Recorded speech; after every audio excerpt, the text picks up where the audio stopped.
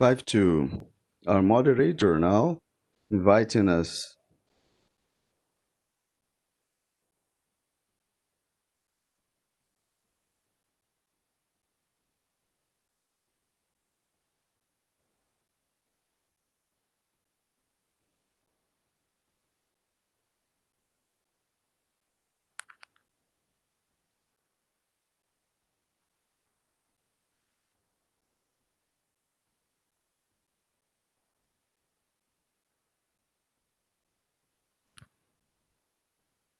Innovative, immersive, it has informative co-creations, the promotion and realization of the sectorial chamber of foreign investments and foreign chamber of Portugal, Brazil, and Ceará.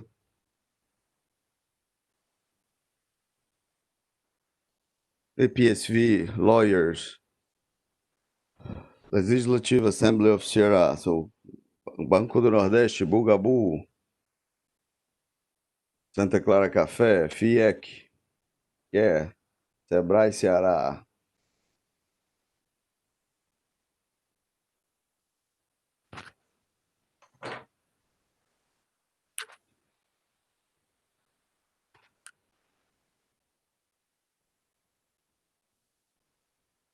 Elephant Co-working, foreign chambers.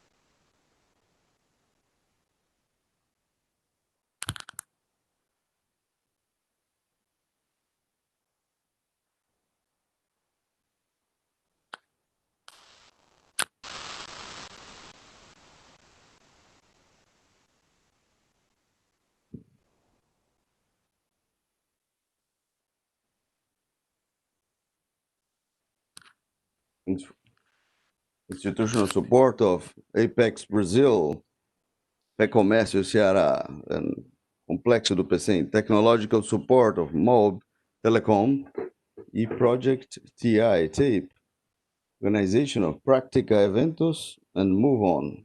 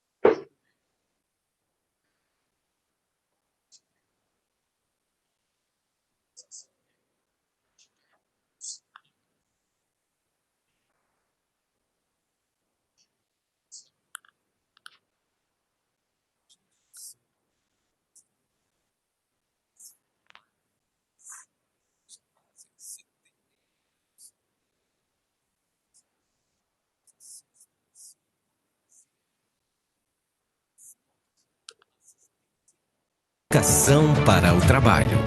Uma história que só pode ser contada a partir da contribuição dos empresários. Mas, de repente, aconteceu uma nova transformação no mundo.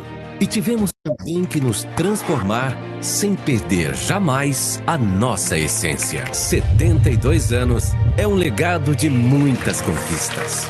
Mas nosso olhar está voltado para os próximos anos. Não importa o quanto o mundo mude, porque transformar é a nossa essência. Vê Comércio, 72 anos. Fazer um café, levar as crianças na escola, reunir a família, encontrar os amigos, aqui tem amor. Ensinar alguém, aprender com alguém, errar, acertar, repetir, aqui tem cuidado. Amarrar os sapatos, arrumar o cabelo, pegar as chaves, fazer comida, pedir comida, ligar a TV, dormir com a TV ligada, fazer um brinde, chegar atrasado, pedir desculpas. Aqui tem história. Agora, imagine a sua vida sem esses momentos. A gente também se esquece. Mas o tempo todo tem alguém criando e produzindo tudo o que é necessário para a sua rotina continuar se repetindo. Todos os dias. Aqui tem propósito. Aqui tem indústria.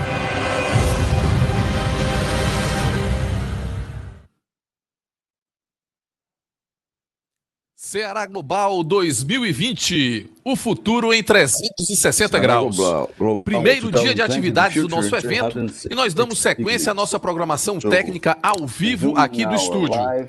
Teremos agora o painel Fortaleza, Metrópole de Influência Regional. Este painel foi articulado em cocriação com a plataforma de inteligência de negócios TrendCE. Antes, porém, permitam-me, em nome das entidades parceiras do evento, agradecer aos mais de 500 espectadores que nos acompanharam no período da manhã do nosso evento. Vamos agora, então, conhecer os nossos convidados para este painel. Roberto Cláudio, excelentíssimo prefeito do município de Fortaleza. João Azevedo, diretor do IBGE.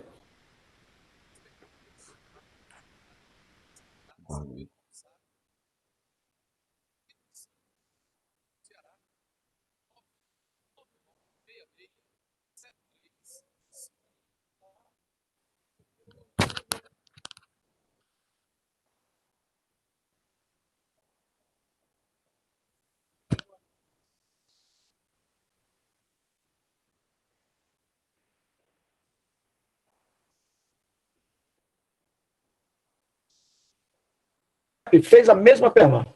Olha que não tem problema do nosso sistema elétrico.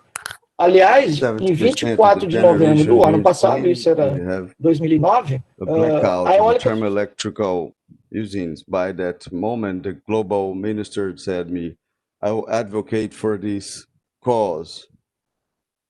I'll convince the Dilma, the Minister of Energy, by that time, to do the first bidding. From that moment on, so the price by that time was 800 reais. Since decreasing, and no one was talking to again.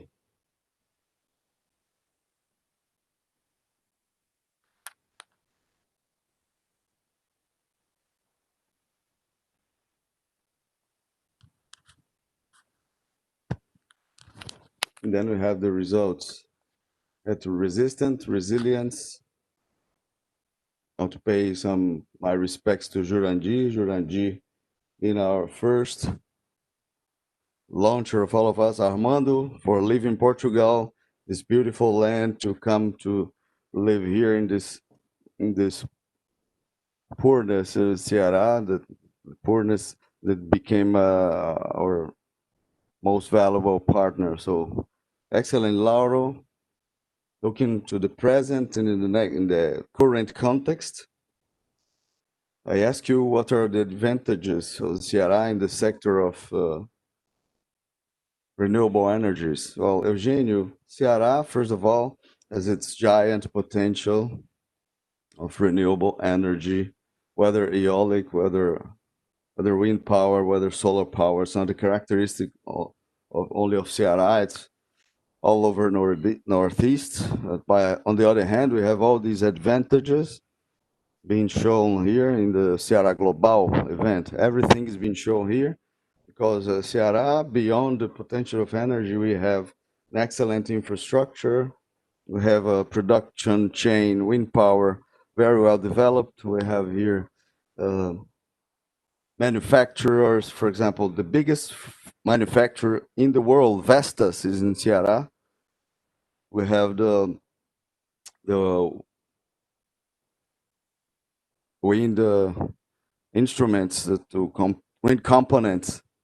And so we have a productive chain under development. We have as well qualified manpower. So the University of Ceará, Unifor, UFC, they have undergraduation courses in this area. We have technical qualification as well in the Federal Institute.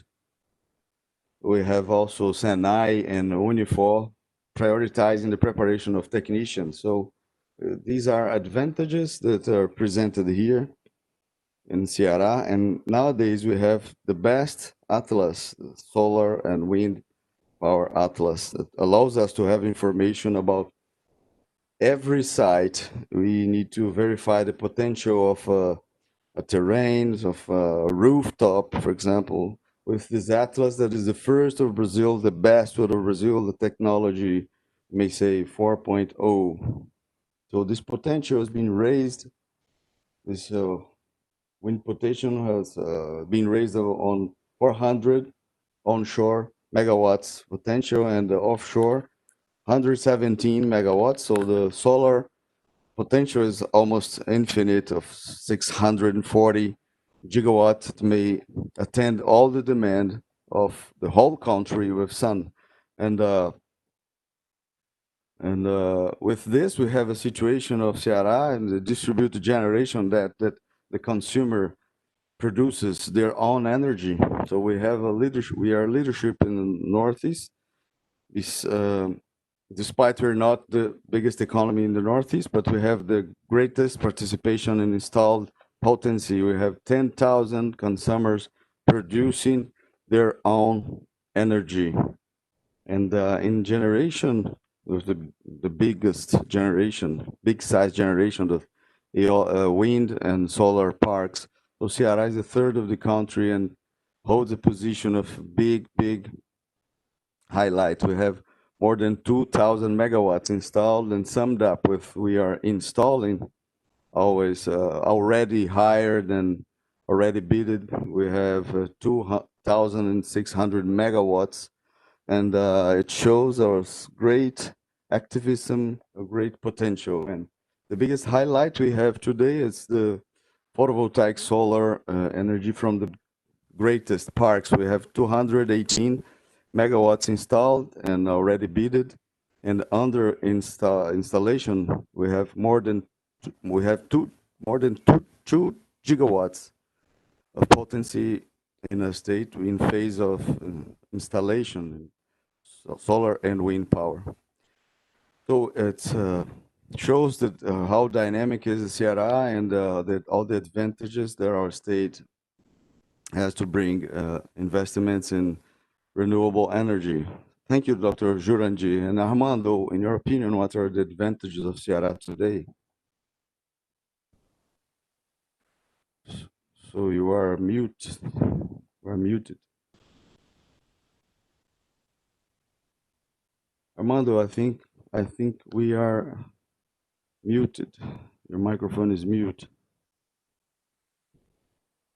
Oh, sorry. It's difficult to talk after Dr. Jurandir. Obviously, he elicited all the advantages, natural advantages that Ceará has. Today, as has been said, Ceará Global is as well a kind of fair showing the potential of Ceará, because Ceará has and it will have the almost illimited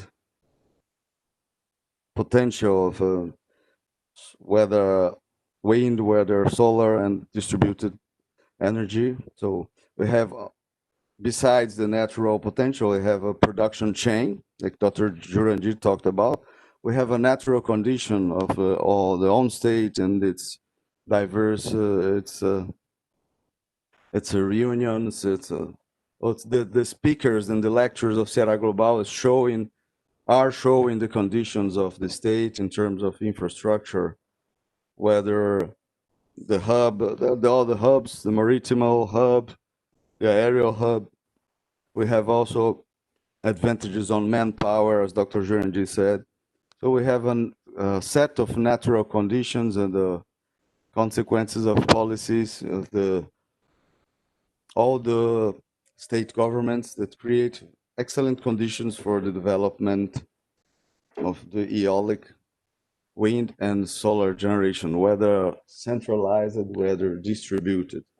It's important that in parallel, the government and, well, all the entities create a good business environment. So Ceará, by the time of ProInfa, was leading the initiatives of renewable energies in Brazil, and the development and of Rio Grande do Norte and Bahia and Piauí. We've lost the lead, but it's important. We lost the leading position, but I think it's important to the investors. I think Álvaro must have a good opinion. We must create a good business environment.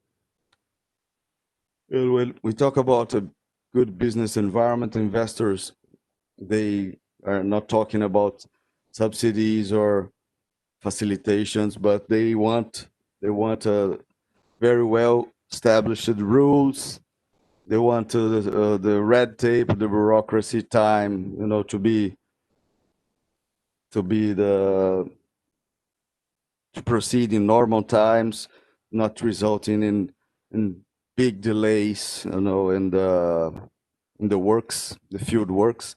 If we can sum up with this natural potential, with this production chain, with all this potential in terms of infrastructure, if we achieve to create an excellent environment of business, I have no doubt that Ceará may recover the first position in the renewable energies lead. So Lauro, you left Ceará. Your headquarters of your company is in São Paulo, but you keep investing in Ceará, and recently your company acquired one more eolic park in operation in Ceará. And I would like to understand from your words the advantages and the opportunities you understand here from Ceará. Well, Eugênio, I think as an investor, as a developer, as a business person investing in Brazil, I think all we want is respect to the agreements, security to the investments, and security and instability and stability, and to have by the governments the proper attention. So it's not only what we want from Ceará, we want from the whole world. So the capital goes out when they feel unsafe and insecure. So after the ascension of Camilo Santana in the government, Ceará started to behave differently. So some years ago, the business persons were not have been well served, and the government was not doing efforts to attract investments. But it's changed. The industry federation created an informational environment. the state created the energy secretariat, and the investors, they have all the support, and they can feel safe to invest in Ceará. So this is the first point. So the second point, we have good winds and excellent sun. So I see from now on, the big opportunity we have is on the construction of the hybrid parks. So no one has this same scenario in Ceará, because where we have the best regions of sun, we do not perform agriculture. We do some cattle raising, but what is bad for our agriculture, it's good for our renewable energy generation with sun and wind. So the future will be the hybrid parks with energy storage. Why? Because energy must be permanent and sustainable. So the sun varies and the wind varies as well. So during the peaks, the production peaks and the low demands, you accumulate, you store energy, and during the high demand with low production, so you can use your savings. So this triple bottom line, so storage, wind, and solar, makes a hybrid park and a potency generation. What is potency? Potency is what you need to have in your outlet when you turn on the light, and so both together minimizes these variations. And so then when you have storage, you transform your park in a 100% stable generation. We have the best conditions in Brazil to implement this. So the whole world is entering this wave of renewable generation. To 2015, in the whole world, we'll have 50% of energy used from renewable sources. So the coal thermal facilities for generation of energy, they are disappearing. So I think it will foster the development in Ceará, and I believe a lot in the state and in the hybrid parks. And storage is yet a bet. So the biggest storage facility has been recently launched in San Diego, but we have 250 megawatts per year. But so if it has only 1 hour and a half of autonomy, so it works only with a stabilizer. But we will advance in technology, and we'll have facilities. We'll have facilities of big size and big resistance in it. I believe this for the next years. Excellent, Lauro. So only a compliment. So I changed the headquarters to São Paulo, where we have the banks and investors, but I keep believing, and I am from Ceará, and I believe in Ceará, and I'm broadcasting from Ceará. So let's look back over our shoulders. So we looked back over our shoulders now, and then the present, and now let's forecast the future. We saw the regulation milestones and the free market matter. So the possibilities of the consumers to buy energy from lots of sources, regardless the authorized vendors. So the offshore production, we have a project in Ceará under environmental analysis. We have the distributed generation. So looking to the future, what are your expectations? What is your expectation toward the renewable energy in Brazil? Dr. Jurandir, please. Eugênio, as Lauro anticipated, the future of energy is renewable. That's, a certainty. Everyone is in peace with that. No it's possible to change this direction. The coal facilities will be deactivated, also the diesel, and also all the facilities using oil derivatives, they will be shut down. And I've been in this field for 55 years old. It's a very conservative field, and in all these years, I haven't been able to see all the changes we'll see in the next 10 years.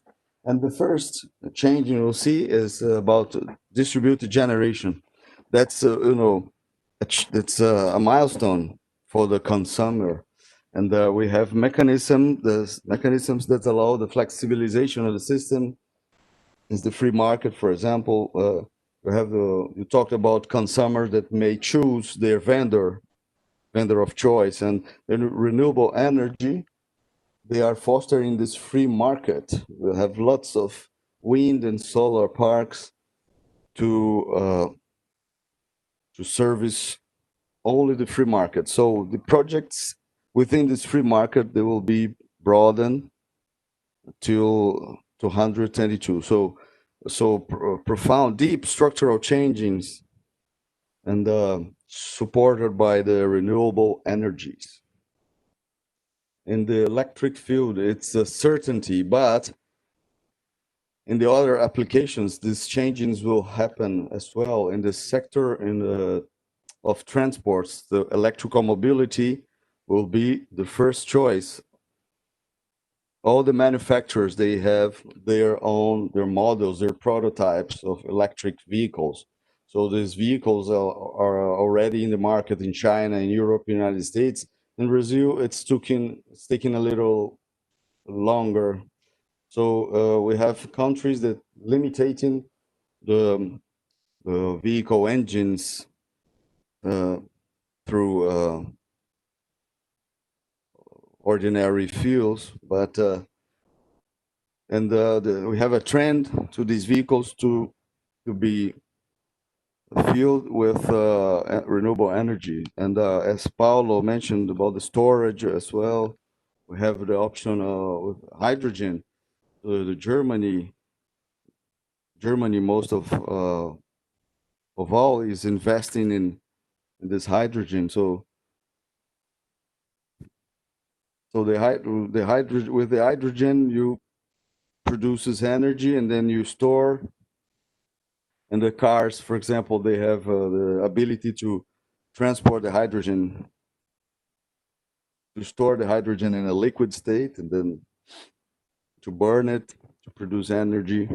And then all these, I can say, summing all these up, I can talk about the post-pandemic and the country's policies about energetic transition, a plan already for the future. And with the pandemic and with the reduction of the costs on the renewable energy, because when they adopted this proposal was with the objective to have a more favorable environment with the lower, the decrease of the greenhouse gases effect production. But now it's easier to attract, for example, the coal facilities with 4 or 5 years of lifespan. Maybe they can be replaced now by solar or wind energy. So this post-pandemic processes is anticipating this energetic transition. So because it will generate jobs, it will foster investments, and to anticipate the goals for renewable energy. And there's a promising future, and Brazil must engage into it. And Armando, in your vision, thinking about offshores or the wind power sector, what's your vision of the future about this sector? Well, Eugênio, I think this moment, using the words of the precedent speakers, well, it's obvious I agree with Lauro, especially here in Northeast, in Ceará, that in the future we'll have hybrid parks solar and wind power. It's a very, very well used and potential. And we have in Northeast sun during the day and lots of winds during the night, for example. Then when we have factors of capacity, considering factors of capacity and efficiency, so these both together will guarantee a huge increase of efficiency of these hybrid parks over the ordinary separated ones. And other things about storage, I will give you an example. Portugal did yesterday 700 megawatts. Use with the 700 megawatts. Then Alentejo in Algarve, it's too much. And I can tell you that about 70 or 80% of the centrals of the companies that they won the bidding, they have storage. And then I'm very honest in telling that one of these vendors competing the bidding, they won with 1.2 euros. 1.2 euros. And all the specialists are thinking about how they can achieve, how can they be profitable. But it's a reality. No doubt, hybrids parks will be the future, and storage parks will develop them. Also the offshore, and sometimes people debate that offshore, for instance, in Europe, has a great advantage. That bottom line, the increase of production, the wind production, it compensates the increase of cost. But it's not only this. We came to know that not only in Ceará, but we have lots of offshore parks. We from QAIR, we are very interested in we look in this with good eyes, and no doubt in Brazil, the medium and short time we'll have hybrid parks, storage parks, offshore distributed generation is already a reality. So we must be careful to follow up what's happening in Brasilia and the political sphere about hydrogen. So Dr. Eugênio, Dr. Jurandir told us, well, we have in the European community a multinational program about hydrogen developing, and no doubt it will arrive here in Brazil, there in Brazil. So my vision about renewable energy is a very optimistic one. If I was optimistic 25 years ago, I want to be optimistic in the next 25. And now you talked about perspectives, Lauro. Have 1.5 minutes to talk.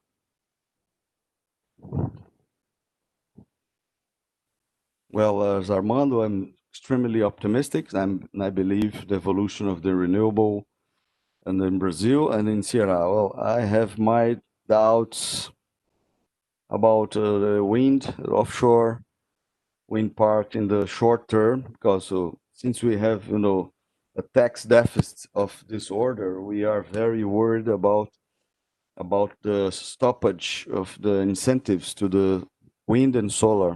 So the subsidies. So we're about to worry about no more subsidies for this, no more incentives for solar, and how there can be subsidies for offshores if they are removing the incentives, the subsidies for solar. So, but maybe in the long term, the offshore will arrive strongly because it will be sustainable. So in 1970, in the United States, for example, wind power would cost 140 years, from 170 for $2, and the solar from $77 per watt to 30 cents.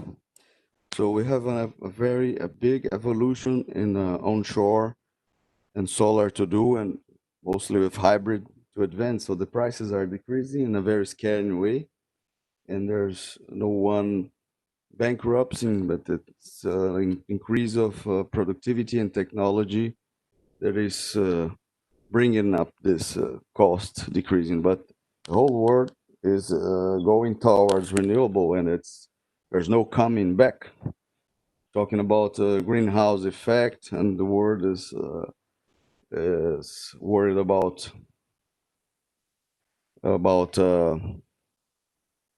sustainability. So the ESG is the dominant order for any investment. So the biggest investment fund of $7 trillion, the Blackstone, wrote a letter to the world. So from now on, we only invest in companies that are following the environment and sustainability and governance. No more question of profitability, and also profitability with responsibility, conservation of the world, natural resources, and so stopping the greenhouse effect emissions. So wind power, solar, and storage will blossom in the next 30 years as we've never seen. No coming back. Fortunately, our time is finalizing, so 50 minutes passed very quickly. So a great learning for all of us. I'd like to thank you once more, the presence of you all, and it's a huge satisfaction to have these people from Ceará as the precursors of the renewable energy development in Brazil. I'll pass the floor to Lauro. That's it, fellas. Ceará Global 2020. We thank all our panelists. We thank our panelists of this panel. Everything started in Ceará. Armando Abreu, Jurandir, Picanço, and Lauro Fiuza. Obviously, our moderation by Dr. Eugênio Vieira, and thank you, our audience. But before our break, I would like to call in the Rômulo Alexandre. I will break the protocol, and I would like to pass the floor, breaking the protocol, to talk about one of the highlights of our Ceará Global, our virtual city that you're following through our platform. I would like to ask Alexandre to explain all the details about our Ceará Global 2020 details. But the big part of you are in this virtual city, more than 3,000 people. So this agenda, during these 3 days, so this lecture, for example, that is occurring here, it's in FIEC, in the Industry Federation of Ceará, who subscribed by Simpla, and it's using the EcoA platform. We have a system of access system where you can put your email and your cell phone number, and then you access the virtual city with this picture, this scenario here, digital scenario. So the main business hubs are here. So we have the Mocoripe Sports, the event center. We have the stands of Ceará Global in the event center, and at IFCE and SIP, and the Pecém Port Hub. Get on the map, only on the map, general map, please, because I would ask to get back to the map, the overall map.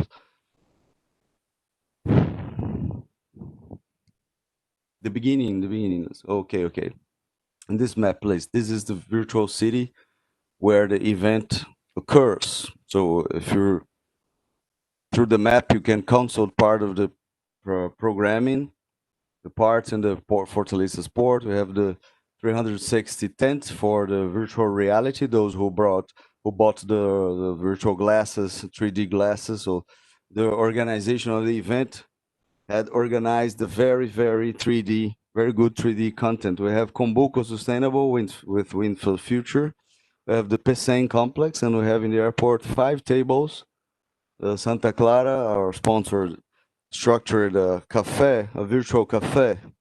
So we have people from Ceará living in abroad, and people from abroad living in Ceará, they have a scrapbook there for lots of initiatives. So this virtual city will be online during 60 days, okay?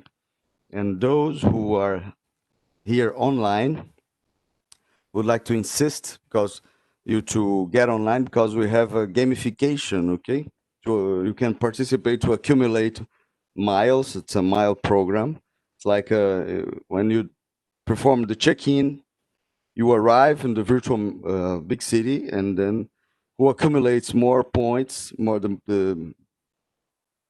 points will have an air ticket. Will be awarded for an air ticket to international flight. So let's get quicker here. Last activity in the studio in this first day of Ceará Global, the panel named Ceará Veloz.